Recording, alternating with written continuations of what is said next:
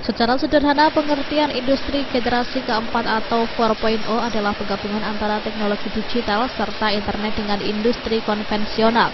Tantangan terbesarnya yaitu mengurangi tenaga kerja manusia dan digantikan dengan mesin, tentunya akan berdampak pada angka pengangguran. Perguruan tinggi sebagai tumpuan kemajuan bangsa memiliki peran cukup besar dalam menyiapkan sumber daya manusia yang kompetitif dan inovatif. Salah satu perguruan tinggi di Semarang, Binus University, menyiapkan sumber daya manusia unggul yang siap mengisi ruang industri strategis yang sedang dibangun di Jawa Tengah. Di era industri generasi keempat, mahasiswa tidak hanya dibekali teori, tetapi juga kompetensi praktikal melalui program 2,5 tahun kuliah, siap berkarir, dan enrichment program. Melalui program ini mampu menciptakan lulusan yang tidak hanya siap kerja, namun juga siap menciptakan lapangan kerja baru. Jadi ada track nanti namanya track entrepreneur.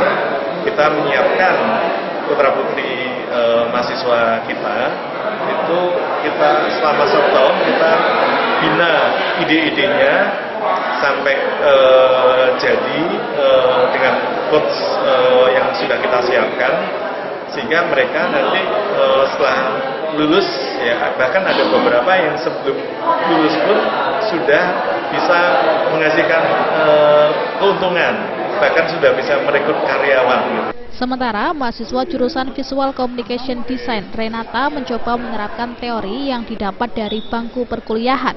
Dirinya mencoba membangun usaha sendiri. Bisnis ya Bu, ilmu saya itu tidak sedikit tentang bisnis, jadi otomatis saya butuh bantuan gimana sih saya harus melangkah pertamanya.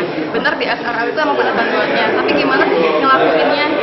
Jadi dari situ saya pakai bantuan saya gitu. Kalau misalnya saya bikin bisnis, kira-kira saya harus start dari mana? Terus kalau start dari mana, konsep itu gimana? Terus nanti saya bikin ide nih, konsepnya mau yang lokal good atau mengangkat Indonesia. Itu kalau misalnya udah seperti itu, gimana ya biar bisa lebih kuat brandingnya itu. Terus kalau misalnya pakai sosial media, strategi apa sih yang paling oke, paling terkenal di industri kosmetik sekarang ini.